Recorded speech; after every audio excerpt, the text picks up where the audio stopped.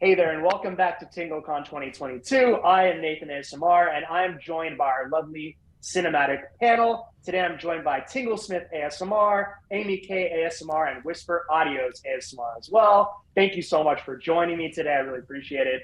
And with that said, let's go ahead and just dive into some of these questions. We do have a little, it's going to be half and half, so probably half my questions and then half from the audience. We did get a lot of questions from the audience on Twitter and elsewhere. So with that said, here we go. So number one, I should mention one other thing. We'll go in order here. I'll start with Tingle Smith because he's in my top left-hand corner, and then I'll just go to Amy K and then Whisper Audio at the end. Whisper Audios. S at the end. Yes, it's important. Very important. So why don't we start up with, just because I think this is super important to begin with, why don't you go ahead and tell us about your channel. Paul, if you want to, actually, you know what, Paul, since you've already done it, why don't you give us Amy and Paul, give us a very quick introduction to your channel, and then since you've already done it for some other panels, and then we'll let Whisper Audios kind of talk. But can you just briefly tell us how we can find your channel and just briefly what maybe that people can expect to find there?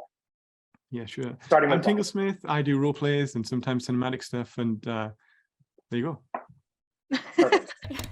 And they can find you where? Where can they find you? Oh, yeah, go ahead. YouTube. I mean, Tingle just Smith. YouTube. Yeah. YouTube and Tingle Smith. All right, great. Amy K? I'm Amy K ASMR, and I'm on YouTube, and I do role plays that are like fantasy and sci-fi inspired, and sometimes just random. I don't know, all kinds of stuff. All kinds of stuff. And Whisper Audio, since you haven't had a chance to really, so tell us a little bit about yourself and what people can expect to find and where they can find your stuff.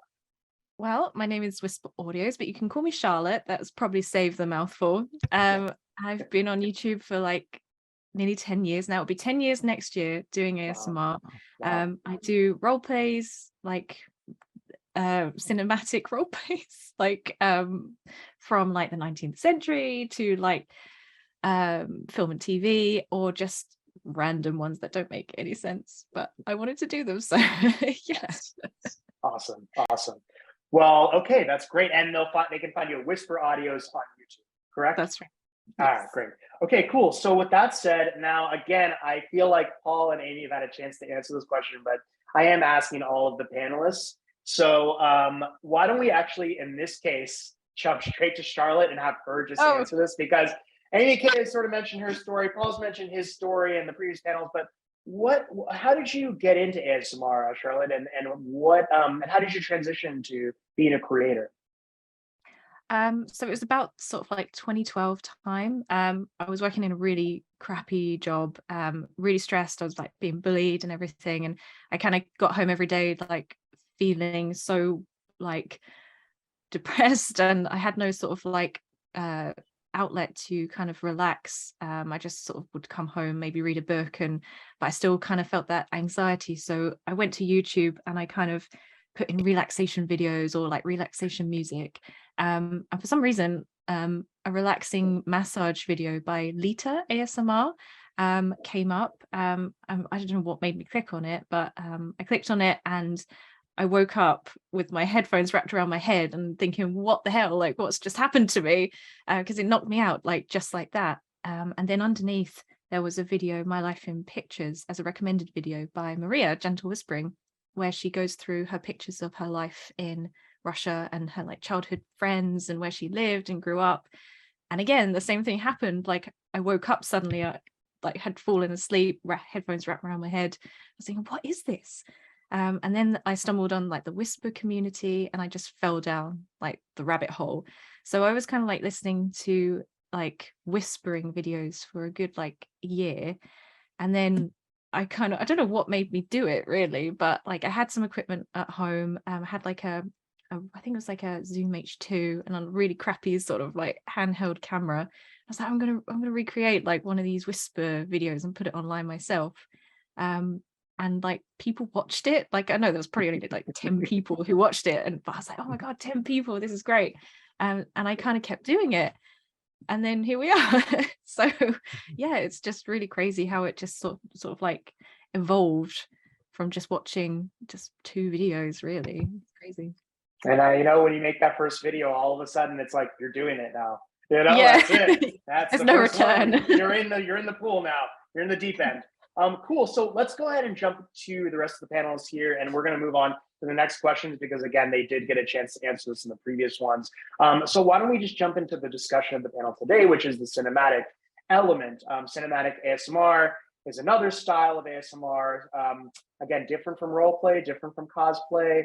So Paul, why don't you tell us a little bit about what you feel makes for a good cinematic ASMR? Or actually, what makes an ASMR video cinematic? I'll reword that. Yeah. Okay. So Martin Scorsese once said that cinema is about what's in shot and what's not in shot. I know that because it's something that really struck a chord with me, actually. And I think it does sound a little bit simple, doesn't it? But it does get the crux of it. For example, I pulled my setup here today so that we can talk about things that looks okay. But I think it looks pretty good. We've got a typewriter here. Got stamps. We have this full length thingamajig here. But it's not realistic. And sometimes what is realistic isn't necessarily what looks good. So that's the being in shot. This is far too close. If I was actually a chief inspector, there's no way I would have my typewriter like that. These are far too close as well, like that. This in full length, I bought this for like $10 and it's got an IKEA shelf underneath it that pushes it up. I'm really breaking the fourth wall here and I don't like doing that, but I think it's important in terms of describing all these things like that. So that's the sort of what's in shot. How are you going to build that together? How is something going to look interesting but not necessarily realistic? And then the out of shot. I think the out of shot is also quite important as well. It's almost two things for me. That right now, what I can see directly in front of me is a door. I can see a door and it has a glass sign above it. It says Chief Inspector Wellworth, and you can only see it in reverse because it's over the other way. There's a few filing cabinets here, a window across there, and from that window I can see Victorian London, and I can hear the sound of horses going by on the cobbled streets. That's not what I really see. What I see is one of my lights just here. There's a door just here, a little bit of green screen here, and my window's actually boarded off to stop it sounding too noisy. So that's what I actually see. So that's like the what is off screen. That's how you sort of build that. You can talk through that and you can sort of use that for your storytelling. It's like little pockets of missing reality that either you or the audience fill together. So that's how I sort of think of cinema. It's like cinematic ASMR is like beautiful lies. That's how I would describe it. That reminds me of they do say a lot of music is the in between the notes is a lot of what makes the music, not just the notes themselves. So kind of is interesting Really to good mention way of that. describing it. Yeah, that's definitely is similar related in film that way too. Amy K, do you want to tell us in your feeling, how do you feel what makes a good or an ASMR video cinematic? That's definitely a hard question, but I think everyone has maybe a different opinion on this, but I'm just going to say what makes it cinematic for me. So obviously there's so many different types of ASMR, like lo-fi all the way to hi-fi, and I see it as like this is like the hi-fi end, where like in a lo-fi role play or just ASMR, you know, it's just like their bedroom and they're doing a role play and they know that you're just playing pretend, but they don't really care and they actually like that because it feels more personal. But then hi-fi is like we're trying to almost make it look like a movie and make it as realistic as possible. But also there's like a certain type of lighting, like a moody lighting that makes it cinematic to me. Not all cinematic ASMR has moody lighting and like, you know, more contrast and deeper shadows or anything like that. It's just when I see that, I think, ooh, cinematic ASMR. But kind of like what Paul said, there is a lot of story to it, maybe, kind of makes you feel a certain way, like a movie makes you feel a certain way. And with ASMR, it's generally like calm or loved or whatever. Like, but yeah, it's an ASMR that video / role play that kind of wants you to feel a certain way. I don't know, because it's more realistic. I don't know how to explain it. No, that was really good. And Charlotte, what about you? I mean, you guys said it much more eloquently than what I am going to say, but I think at the end of the day, like cinematic ASMR, because those two things shouldn't really go together, because in a sense ASMR is trying to, well, this is my opinion, trying to recreate everyday situations which evoke that kind of head tingling sensation.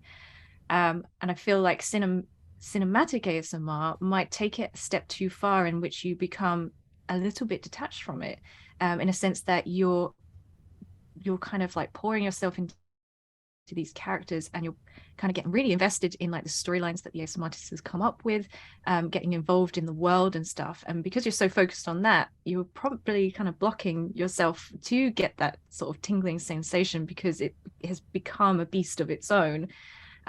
So cinematic ASMR, in my opinion, is kind of expertly blending the two, so the audience can actually feel the tingles, but also feel like they're watching a movie at the same time. Because I think that's what cinematic means, is that not only does it look like a movie, you like invested in it as much as you would like a TV show, or like the next episode of like Better Call Saul or something like that. So yeah, it's interesting, because they shouldn't go together, but it works. Yeah, that is interesting. Oh, sorry, go ahead, Amy. I was just gonna say, like, that's something that I feel like isn't brought up a lot in terms of cinematic ASMR. And I think this all the time, is that sometimes some cinematic ASMR actually goes too far and it's too cinematic, and I don't get tingles from it, even though sounds are good, visuals are good, everything's good. But I actually just don't get ASMR from it, because it's actually too much like a movie. So you do have to watch, like, blend it well enough to where you're like, okay, I want it to still feel personal, but I also want it to look cinematic. So it is definitely, I just, very interesting. Yeah, because the collab that we did, Paul, the Murder on the Orient Express, we if you guys haven't seen that, like, link, go check that out. Right, definitely watch it. We're a little biased. You mean the one where you filmed on an actual train? That one, actual the one where steam you got train. the most impressive B-roll that's ever been filmed. That one.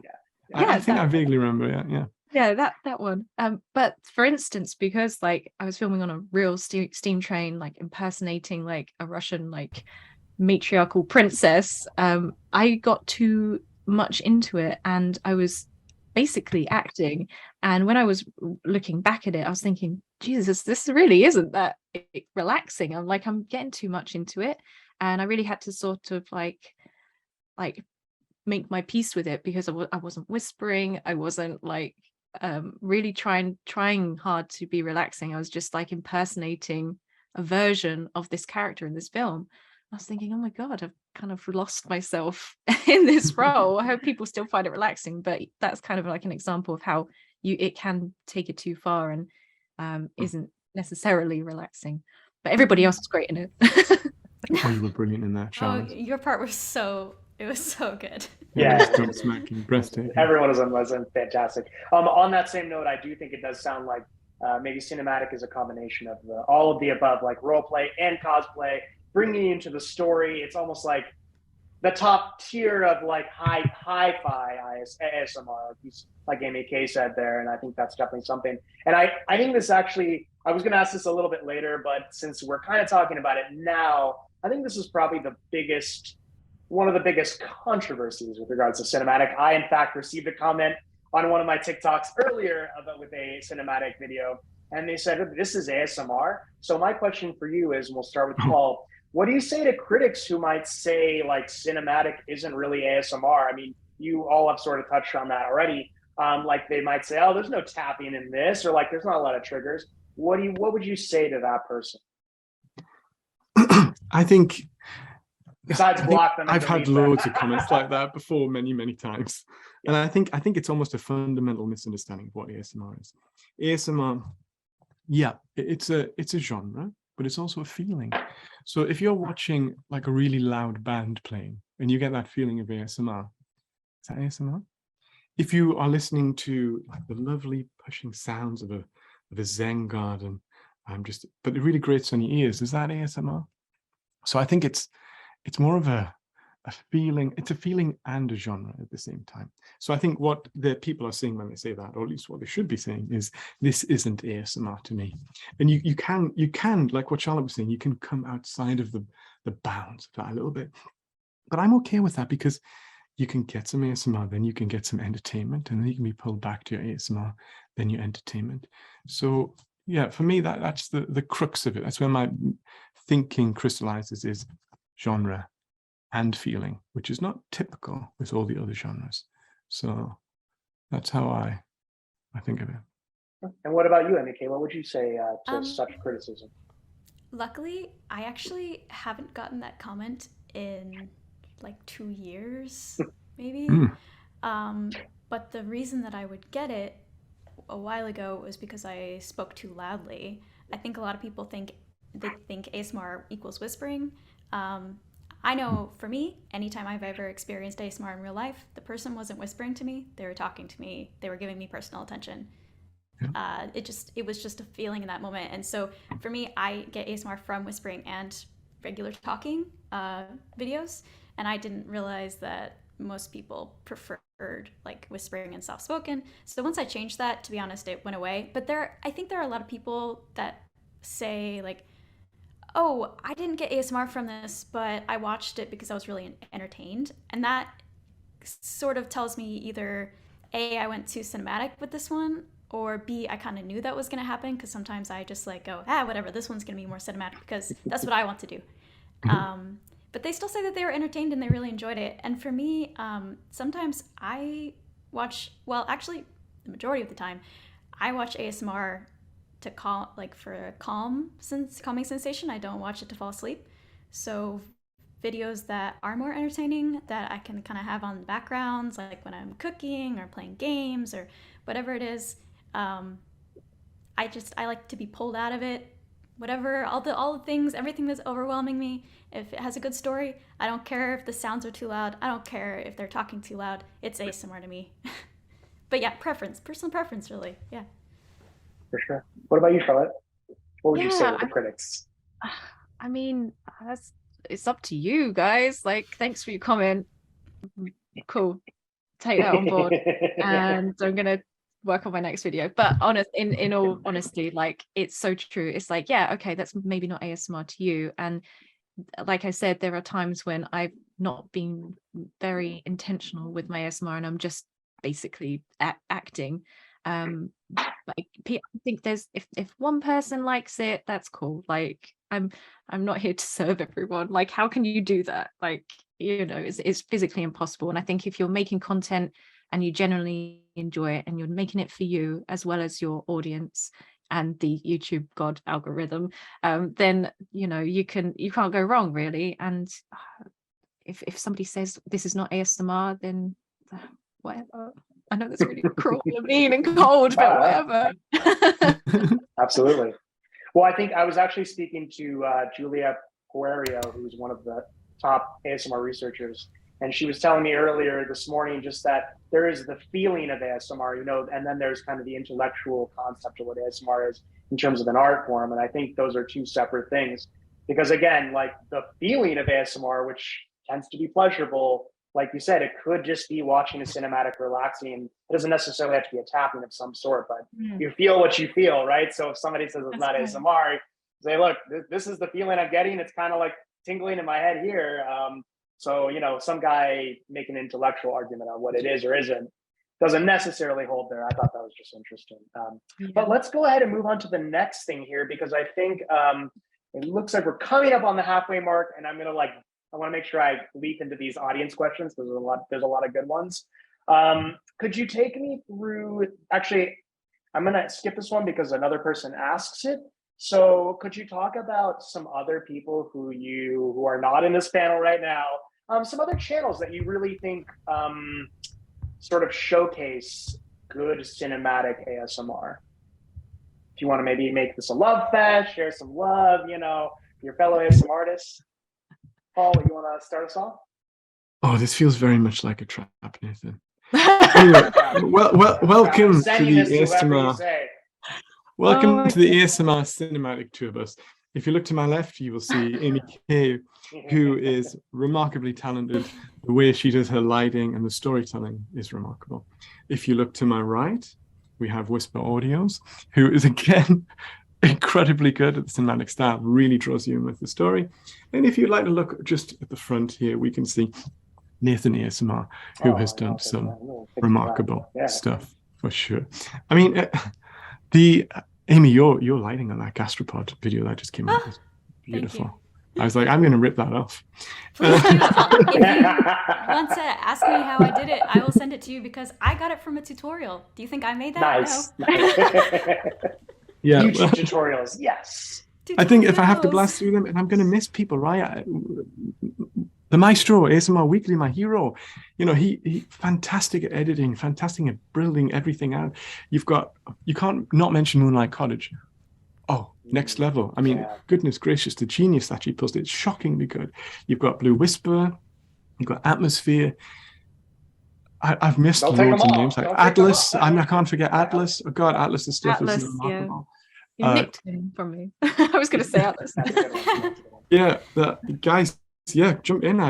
There's so many talents. I actually expected Paul to say all of the people that because I always say the same people, but it's because I like love them and I watch them all the time. But Paul said them all already, and I knew he was going to do that. So I went through my subscriber list and I picked out a few that I watch tons of ASMR, and I picked out a few that I've never said before. Judy ASMR, ASMR Jazz, Maya Ling ASMR, Nefertiti ASMR, and Chai Film ASMR, CHY, and then she has some Korean characters. I unfortunately can't give the full name, but I'm sure if you type in CHY Film ASMR, you'll find her. Cool. Yeah. What about you, Charlotte? Anybody that comes to mind? My God, you basically just like said them all. And it's hard to go. How can we not forget Latte ASMR? Oh my God! Oh, of course. Shameful. Yes. Those intros though. Oh, the intros. I've gotten a lot of inspiration from her, and I think she, as much as like, I can't even describe it because it's so mouthwatering. Like everything about her videos, I think she blends ASMR and cinematic ness. I'm being really eloquent today. I think it's because it's really hot. My brain isn't working. She just blends it all together so well, and I love her videos so much. And she genuinely like gives like a warm feeling. Like it radiates through the screen, and it's just amazing. I love her so much. That's my number one right there. Listening, which I know you're not. Just to let you know. But also she does the handmade sets, which are also fantastic, incredible. So that's, and also I thought another good shout out, Nameless Nomad, who's also really thank you. Absolutely. Cat Bailey, also Cat Bailey. Cat Bailey, That's why this was a trap, Nathan. Yep. I mean, but we said a lot of the good ones in case anyone wants to go check out sort of what is going on, because I think cinematic, again, it is a relatively newer style. I mean, there was some stuff in 2015, 16 era that kind of touched on that with ASMR requests and things, but I do think it's exploded into its own thing. So let's go to the next question here, and that is going to be, okay, I think this will be my last question, and then I'm going to launch into these audience questions. So can you tell me about, and actually I think I've asked Paul and Amy K, but I'm going to just ask for another one. Can you tell me an ASMR video that you didn't feel turned out as cinematic as you had hoped? And tell us about it a little bit. Or let me reword it. What is your biggest struggle in creating a cinematic video? How about that? Yeah, I think props. No, everything. I'm going to say everything. There's building the story out. It's not so easy. And then you've got the story out that has to go around props. It has to go around costume. This is like, they pull together. So everything's tricky. But I tell you what I'm terrible at is the triggers. My triggers are always far too loud. And I sometimes go far too quick. And it's just like, and then, so that answers it, I guess. Cool. Amy K, what about you? For me, I'd say that like about half of the videos don't turn out the way that I want them to. But well, actually more recently they have, because I've learned more. But my struggle mainly was lighting and camera settings. I was so used to just like set my camera down, put my lights down, press record. And I was like, why are they all turning out? Some are good, some are bad, some lighting just feels so off. And I did more research, and I like found like your background can affect how light reflects in your camera, which affects how it looks, like how high your lights are. And sometimes I would put up a background and I wouldn't even bother like messing with my exposure or something like that, because sometimes it like auto is totally fine, but sometimes it's not. And so half my videos I'd get too close and the exposure would change halfway throughout the video, and then half the video would look completely different from the first half of the video, and it would just drive me absolutely insane. But the ASMR was still good, so I still post it, and I have to just like be like, okay, it's not perfect, it doesn't look the way you want it to, just post it. So usually for me it's lighting. Yeah, absolutely. Lighting is also kind of like what we were saying earlier about, the notes in between or what's on the camera. The lighting is, when you first start, you think of like the subject of the video, like what you're actually filming, not like the lighting that's shining onto it, and how important that is. Maybe it's 30% of an image. It's just the actual lighting itself, not the actual subject of the image. So I'm right there with you on that one. Charlotte, did you want to talk about some of the challenges you faced creating a cinematic? Yeah, well, I'm gonna get out my ASMR tiny videos? little violin here and like start play it, because I've actually stopped doing cinematic ASMR because of time and money. So I rent a little studio like away from my house. I don't have the space in my house to film. And it's a tiny shed that basically like is like, I don't know, 6 foot by like 7 foot. It's tiny. And I can only really go into it 2 days a week, because I share the space with my neighbor who's like a therapist, and obviously like the walls are really thin, so I don't really want to be like eavesdropping in on like private stuff. So I can only go in 2 days a week, and the cinematic ASMR would take me forever.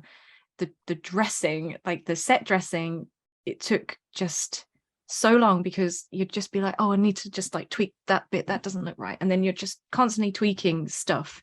To get all that stuff in there is like one thing, because it is so small, and the faffing around just takes so long. Then by the time you're ready to film, because you've written like this elaborate script, you've got to get B-roll where like you've got cutaways and you've got all this like other stuff.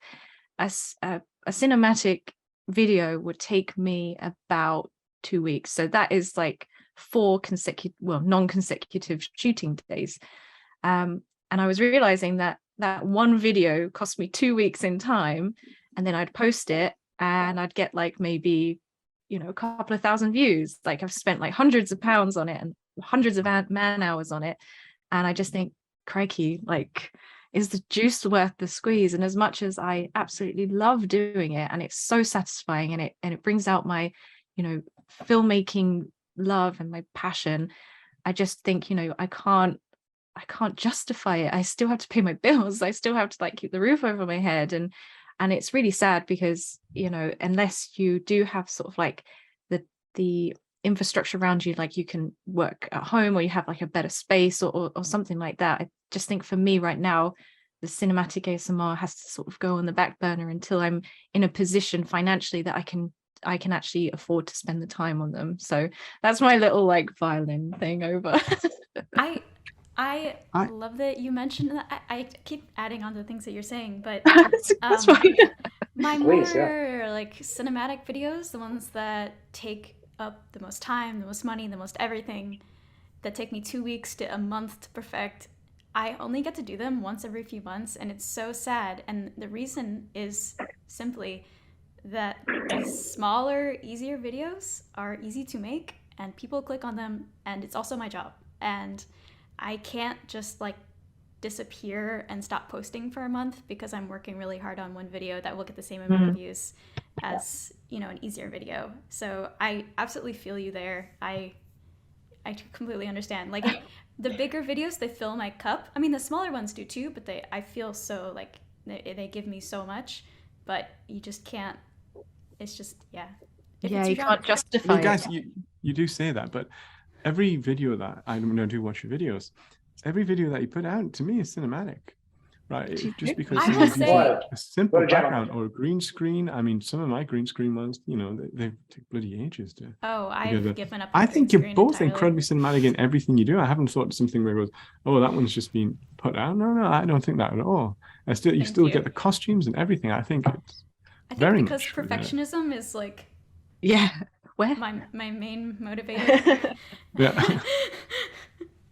That is one of the things about YouTube. I think a lot of people don't know this probably just because they assume it's like you're making millions of dollars on YouTube, but definitely there's a lot of pressures there when it becomes your full-time job that aren't the same as when you're doing it just part-time. And my boss has the same pressures over here that you guys are going through, and he's doing food and travel. So there's definitely a lot there, but you're always at the whim of the algorithm. So it is kind of like what you say, the more swings you take, the more likely you get the big boost from the algorithm that decides, oh, like this particular genre is in right now, so it's going to get pushed. But if you just are so unlucky that the one video that took you 3 months happens to be like not doing so well, then it doesn't get pushed. So it is definitely a numbers game like that. So let's go into the next section of our interview, which is the audience questions. We do have just a little bit under 30 minutes, so I think we'll have time to just get through all these questions here.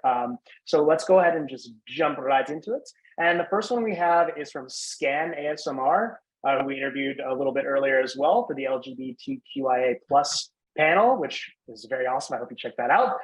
So the question is, have you got any advice for getting a clean, low budget chroma key? How do you get your lighting to convey the mood? Okay, this is a big question. So I'll start with like, what's a low budget chroma key? Any suggestions there, guys? Do you mean like the actual green screen itself? I think the actual green screen itself, yeah, I believe is what they're trying to say. I have a great like pop-up one. So it twists down into like a circle, and it's like 6.5 feet by like it's pretty huge, and it fills the whole space of my studio. Lens. And it's great because like I can swap it out with other things. It doesn't crease, and it's like just reliable all the time. Like you're not going to rip it, you're not going to snag it, you don't have to repaint it or anything like that. So I definitely recommend that. I got it off of Amazon. I think it was like £30 or something like that. And yeah, it's really easy to light. Not that I'm any good at green screen, but for me, like it's okay. Yeah, Anybody else want to honestly, chime in? there's so many cheap options on Amazon. Like, they're honestly just like a piece of fabric that, I mean, for me, I have just a large piece of fabric that I use. As long as it's one uniform color and it has that green screen color, I think that you have to understand that it just really comes down to lighting. It doesn't matter what color green, like if it's, as long as it's close, it doesn't have to be exact color green, and you are lighting yourself and your green screen separately, then you're gonna have a better time with chroma key. And it's never gonna be perfect, and it's always gonna be, you're always gonna have to fiddle with it. It's never gonna be easy, basically. Which is why I don't do it anymore. Yeah. Too frustrating. Yeah. Paul, did you have anything you wanted to add there? Just what the guy said. Mine is I have a big piece of green cloth and I've pinned it to the wall so I don't have to. So just because I don't have very much space, so I just pinned it to the wall so it's there. And if I can put things in front of it easily, but it's what the guys were saying: light that and then light yourself. But you can still see all the buzz around me. But I think people are forgiving of that, aren't they? This is not Hollywood. No. Yeah. Absolutely. And I wanted to add something here that just because I sort of have done some research in this area, but Newer is a company that I like for a lot of these sort of cheap. It's relatively cheap compared to like super professional stuff. And it's NEEWER. I think That's it is what I on use. Amazon. Yeah, a That's lot what of people use it, especially those ring lights are like the classic first starter kit light. But also, I would say the other thing about green screen is just the lighting, like you guys mentioned. Make sure you light your. I have two like sort of long lights that go on either side, also Newer, and I have them on two sides, and then your overhead light, of course. But that'll help reduce the shadow which comes from the light facing you and reflects onto the back. So I think a lot of people just try to do the one ring light, and then it always ends up like not looking so good. But the even color is good. And one last thing. a bucket of green paint on a white wall is another cheap. Just Good. throwing it out there because a lot of people have done it. So Yeah. that's another one to add in there for Scan. So let's go to the next question. So I guess I'm just going to skip the other parts of it because other people kind of asked it. So what are okay, this is from Nob the Goblin. I'm sorry, I'm just going to have to go. That's the name from now on. Sorry, Whisperwind. A lot of tips for creating cinematic videos begin with buy this $800 light, which isn't super practical for smaller creators. Do you have any budget-friendly tips, suggestions for someone just starting out? Paul, you want to start? Newer. Or indicate? Yeah, newer. I've got Yeah. like 2 newer lights that cost me $100 to do. And I think cheap is like almost all of my props are cheap. This I think was $10. It doesn't go all the way, but it tricks you to think. And then I just have, I have my Lumix camera, I have a couple of lights, and I have just a house full of cheap props that I've built everywhere and costumes that I can cannibalize from one to the other, so I can just put it on, and then I can look different with different costumes. It doesn't need to be big money for sure. There's been many Hollywood flops that cost hundreds of millions of dollars, right? And then you can look at other movies that complete flop. And then you look at other movies like Mad Max, the first one, which cost like $300,000, and that made, I don't know, like 400 million, something like that. So I guess, yeah, you just need $300,000. Yeah. That's You that'd be make nice. Be nice right now. No, you can do things very easy on a budget if you just take your time on it. I also think like story makes a good it makes up for budget, because I think if someone's invested in what you're saying in the tingles and what they're experiencing, then everything else can be forgiven almost, I feel. We're not making Hollywood films. We don't have a crew of like 40 people. Like, you do the best that you can and use what's around you. Like, you don't have to go out and buy a specialized ring light. You just, if you've got a lamp or your room lights, like anything, just have a clear vision in your mind, like what you want to achieve, and just use what you can that's around you. Like, I don't know, jerry rig your bed to make a set, or get a cabinet and fill it full of just random stuff. Like my vampire video, the first one I did, the spray tan one, part of like all the props on the shelf were like stuff from my cupboard. Like I had a jar of pickled eggs and like some random stuff I found in the cupboard that was like growing mold on it and stuff, and it was just like, yeah, that looks creepy, that'll do. Dead flowers and stuff. Like it doesn't have to cost like the world, and you just light it how you think and looks nice on your camera. Yeah. I obviously watch a lot of tutorials, so I've been there where I've been watching and it's like, oh, so I'm using this aperture so-and-so light and this light, and they're all, you look them up and they're like $400, but really if you look at the light and it's like, okay, well, it's an LED light, and this newer thing that I have is an LED light, and I just need to maybe position my lights differently. Like mine don't have different colors, they have one color, but I use these gels that were like $15 and I have like 15 of them, and that's how I change the color of the lights. And something that I realized at some point was, don't turn your lights on too bright, because it kind of makes you look too flat. Don't put the light right in front of you. Having backlighting immediately makes your videos look so cinematic, because you separate yourself from the background, and it just kind of gives even if you don't have a lot of space, it kind of gives the idea of space, like it's cinematic, it's a movie. Yeah. And the other thing was soft lighting looks very nice on the face. And I wasn't using soft lighting for a long time. I was using very harsh lighting. I didn't put anything over it. And it was just like beating on my face. And I was like, why do my videos look like crap?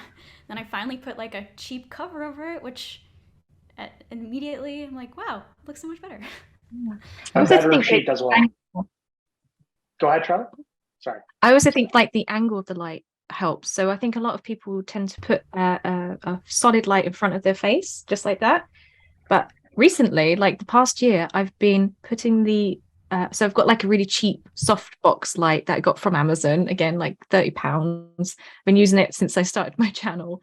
And I literally put it up in the air to my left and I angled it down. So basically the light is coming from my left hand side, like on a diagonal sort of angle, and then nothing's like here. So it's kind of just lighting like a portion of my face rather than just my whole face, like flat light here. And I found that I use that as my regular setup for basically all my videos now. That light never moves.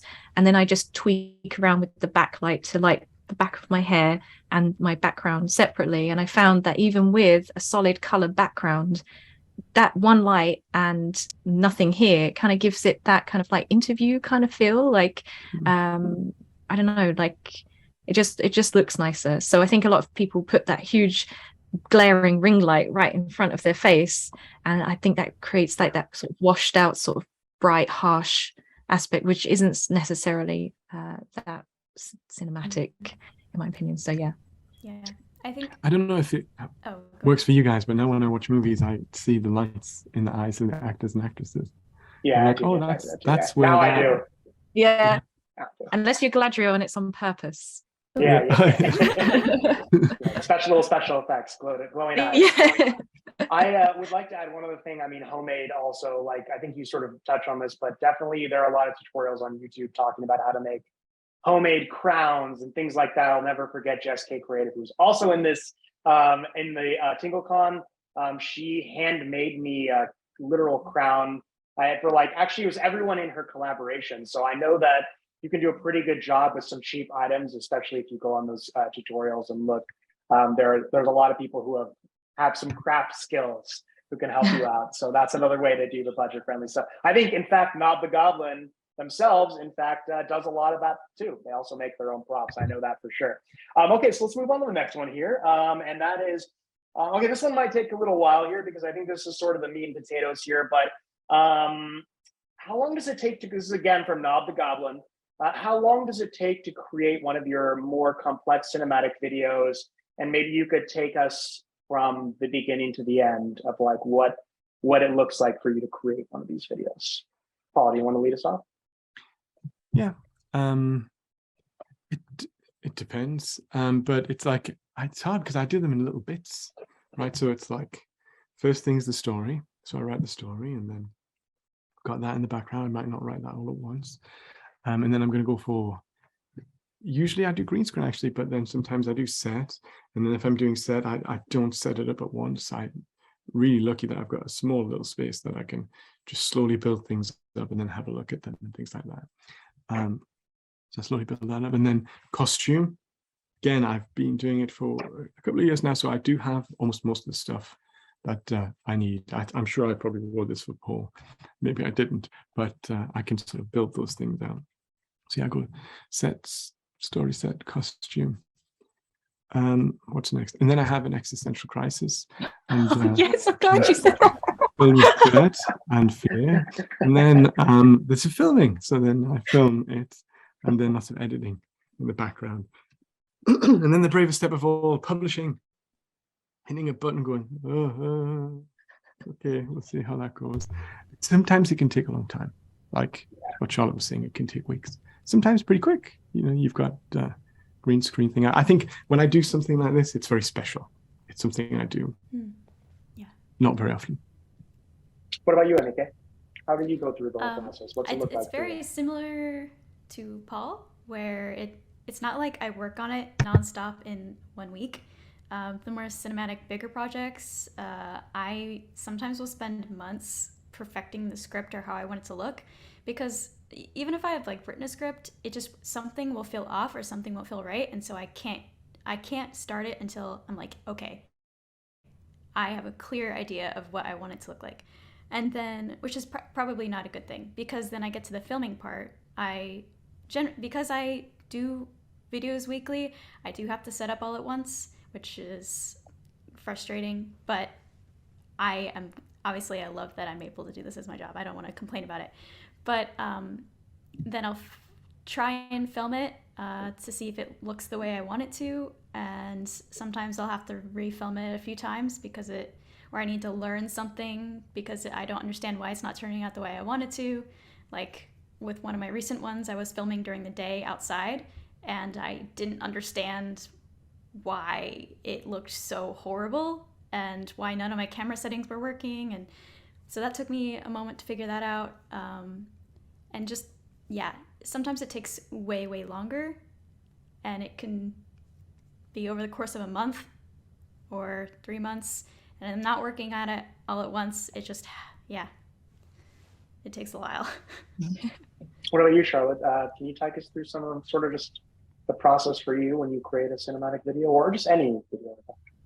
Well, the more cinematic ones, I get a little whisper in my ear and it says like, oh, have you thought about doing this? Have you thought about like exploring this storyline? I think, yeah, that's great. And that will bug me for about a week, maybe 2. And I'm like, okay, I'm just going to explore a script. So first of all, I will just see if the idea works, if I can actually incorporate some ASMR into it. Because if not, if it's just going to be like a straight off rip from a film or like a cosplay or something like that, I'm thinking, nah, I'm not going to do it.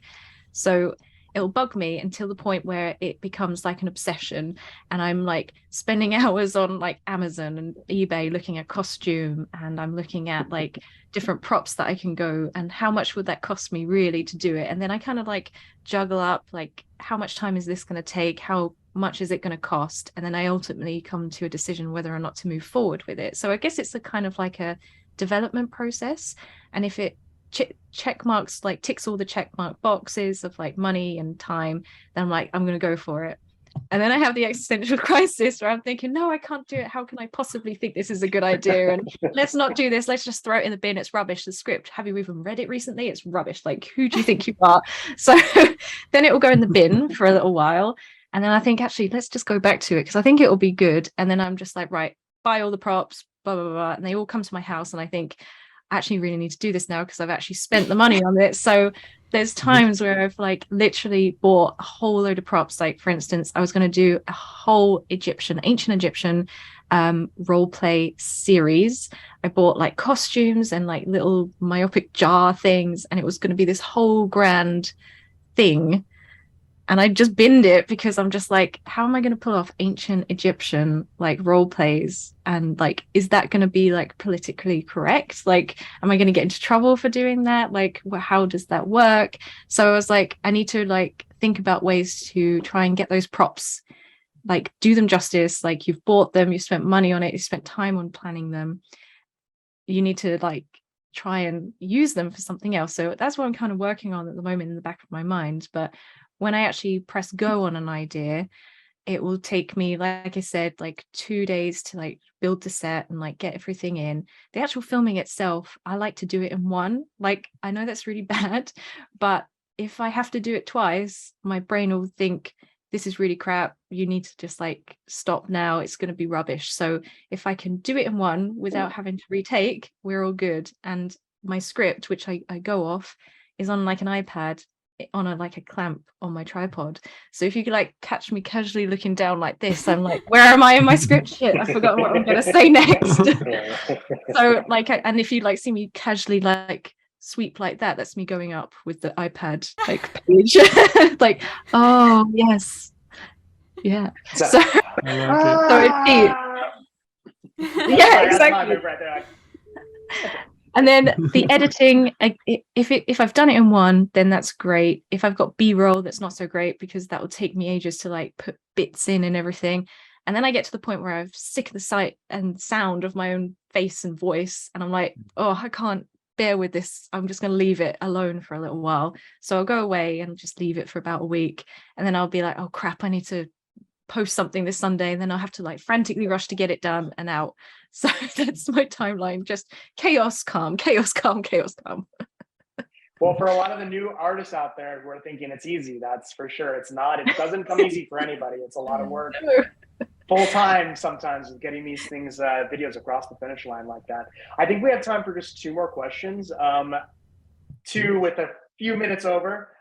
So let's just ask these 2 questions, and then I want to keep everyone on time, and I have to go back to work over here. Thank you, boss. So let's ask these questions here. So this comes from Sorry, I'm trying to look. So let's go with these two. This comes from Sophia Keo. And Sophia asks, in a series or with a sequel, at what point after you've released a video do you decide this story needs a follow-up? And how do you ensure the successive video beats or meets the... So basically, how do you decide when it needs a follow-up, and how do you ensure that it meets the standards of the previous video in the series? Paul, you want to start us off here? Yeah, if I like the character, I really want to bring them back, I guess. So that's like, I don't know if it needs a sequel, I just force it, because I do want to see Copperhand go back to the palace and see Her Majesty again. He's very, he would be very sad if he didn't do that. Sometimes he's a monarchist. He's a big monarchy lover. Oh, he really is, isn't he? Yeah, Pompous fool that he is. But, sometimes I actually do have like, oh, I want to do a sequel to this. And then, because it takes a long time to set up things and it takes a long time to do the costume. So I'll do two in one, and then I will release one 6 months later. So yeah, so sometimes I do two in one. Quick turnover. Cool. What about you, Annika? Yeah, same is where if I like the character, I'll do another part, which, to the dismay of many of my subscribers, if I do one and I'm not inspired to do another, even if it got popular and they really want it and they keep asking for it, I'm not going to make it, because unfortunately I just don't have the motivation to do it, and I'm not inspired to do it. I go where the inspiration goes. I think when it comes to like, should I do the next video bigger or should it be more of the same? It depends on what the video is. Like for like my Alien series, they're not necessarily cinematic, but for me, I'm like, okay, there's a specific trigger, a specific feel in these videos. And if I like try to make it bigger and grander and different, that takes away from why people liked the first one in the first place. So I kind of just do the same thing in the second video. But in a different way, like I did my Jinx video, and it was like a more cinematic video for me, and then I was like, okay, in this one I'm gonna like outdo myself. This one I'm gonna make grander and bigger. So it really depends on the video. What about you, Charlotte? So I get on a daily basis people asking me, when are the vampire videos coming back?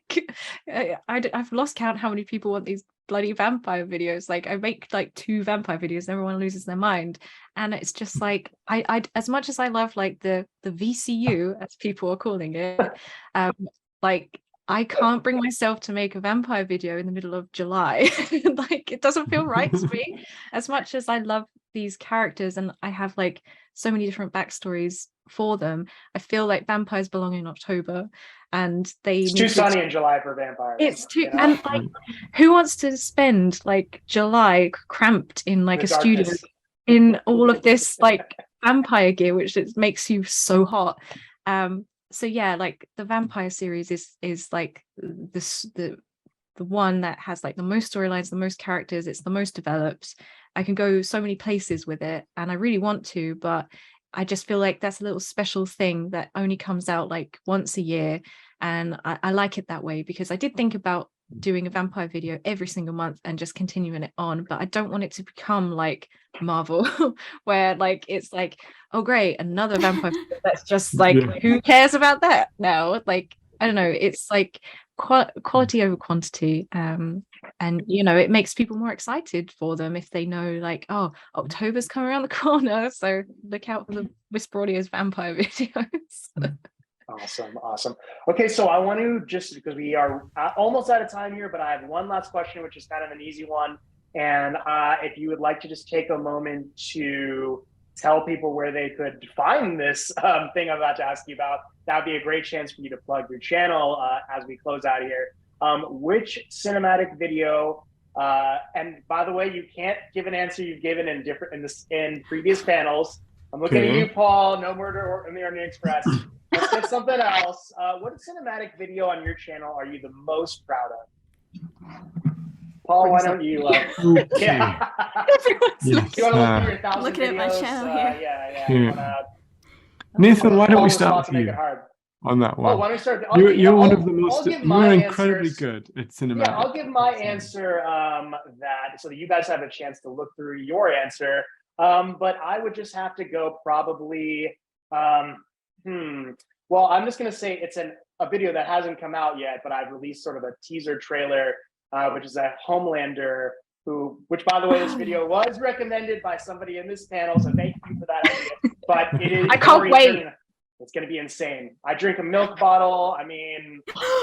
Oh, I speak down to the plebs, I just typical Homelander day. So that's going to be, I mean, when it comes out, that's going to be definitely number one just on script alone. So hard to beat that. I've been waiting. Oh, it's going to be so fun. It's going to be so fun. And there's also, I don't want to speak too soon, but there's maybe a little Hendril might be involved there too. So I don't want to, I can't give away too much right now, but it's on the way. Paul, what about you, man? What do you? Okay, so just off the top of my head, the first video I ever recorded, and it never went like this ever again, was Blade Runner. I did a void camp test. I did it in one take, smooth, no cutaways, just like I had the costume on. I didn't know anything about lighting or color grading or anything like that, and it came out pretty good. So I really like that one. I didn't release it for like 6 months. That's the thing. I've got loads of videos that I just don't release for ages because I'm like, and then I'm like, it's pretty good. And then so I really liked that one. That was my first one. I thought that went okay. Yeah. Awesome. And they can find that on Tingle Smith on YouTube for those who are wondering. They can, yes. Mm-hmm. Amy K, what about you? I'm not going to give an answer that I've already given. Please, thank you.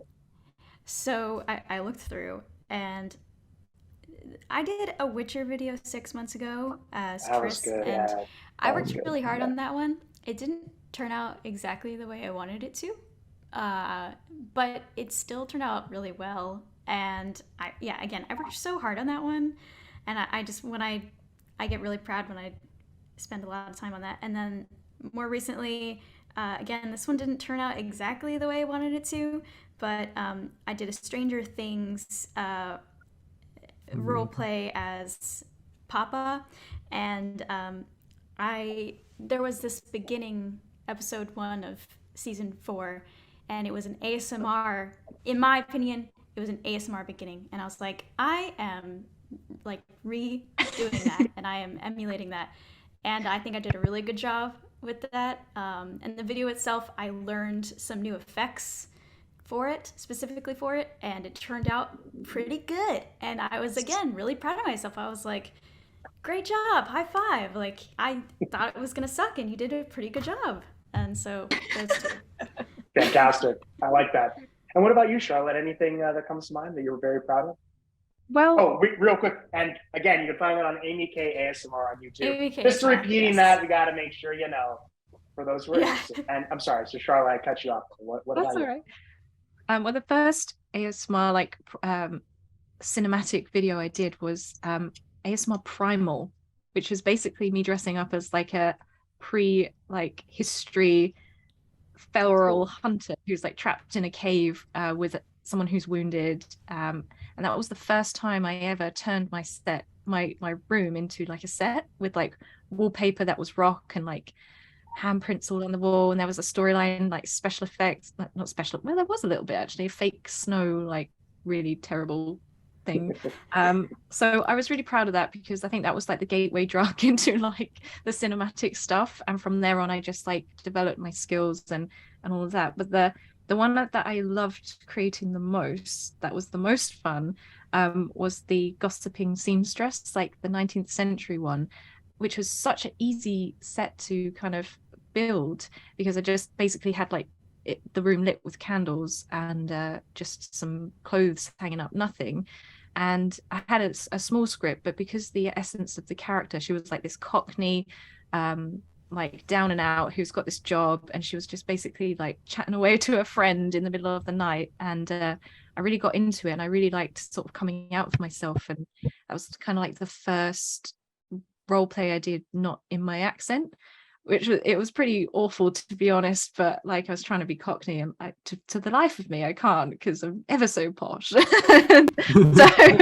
it was a challenge, but once I kind of got into it, it was great. And I really liked the lighting in that one as well. It was really soft and it was really simple, and it kind of felt like it belonged in a scene in like Downton Abbey or something like that. Not that I watch any of those kind of programs, but it just felt so like intimate, and I really liked it. Yeah, and you can find that on Whisper Audio Sweeps. There it is. Yes, Whisper Audio with an S at the end. And also, Yeah. I really enjoy some of your Victorian 19th century stuff. I think it was like a Victorian haircut. Was that one of them? I think there was something like that. Sure, it was something like some of your, but I remember I'm into the historical role play, so that's what I enjoy those. So with all that said, I think we're out of time, and we've gone through pretty much everything here. And with that said, I want to just thank our panelists one more time. We have Tinglesmith ASMR, Amy K ASMR, and Whisper Audios ASMR. Be sure to check out their channels. It's an honor to have you here, and we really appreciate it. And we'll see you in the next panel.